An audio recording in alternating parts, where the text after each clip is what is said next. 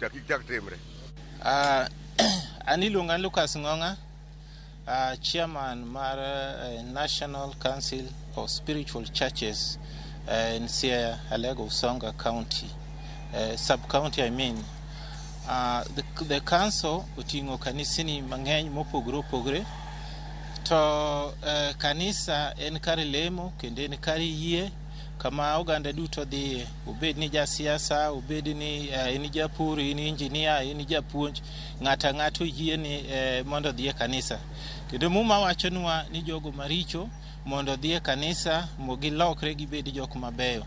But leaders mawa moyier gisaloko kanisa kuonde moko ma gikete kaka ohala, nikech kinde mang'eny gidhi kod kijande to gimi pesa, seche moko gimi gik mamer, tiyudo ka kijande go kelo fujo.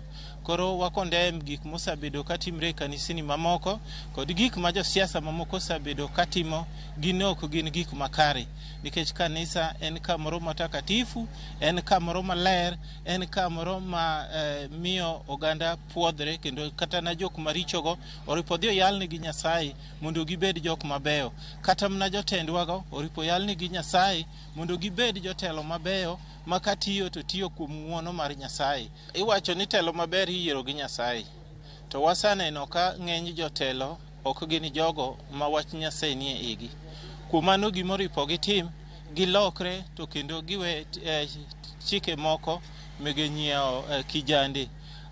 Giwach ni kijande odhi e kanisa yalni gi Nyasaye gibed jogo mabeyo. Josiasa we tiyo gi rowere e dhawo moko manono mokony japiny. Jasiasa mabiro madwa konyo japiny, gima gemo gunism ni ena pesa mipogo gi jasiasa. Wadwa ni sani jasiasa ka biro to ng'isowa mana gimosetimo. Gimo mani jasiasa biro to dakika matin onge gimo wacho to ong'iso japiny ni opang line omiye pesa no. Mano be wadwa kwedo.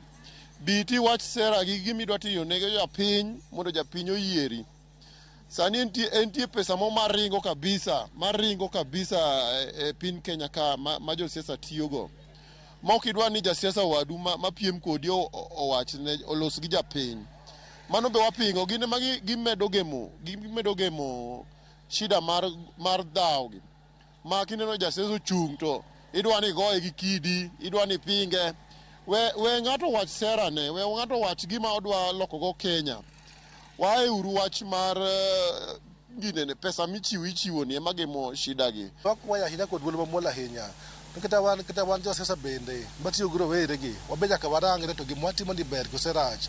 Nikech mondo mi otim gimidwaro, unless ichule pesa, mondo yako odoji pachino botim gimidwaro.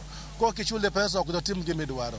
Omiyo wakwayo no wan siasa maragoko gukoni migoyo weche mag guns makoni gi koni guro were mamonjo ji kwende siasa ok wamorgo bila banyuma neno Kisumo kimonjo nyaka dhani kanisa macho kid picha maneno maber ahinya kama ng'ato dhi lemo ng'ato dhi lamo Nyasaye nyo onge gima nyo dhi mbele kanyo marach.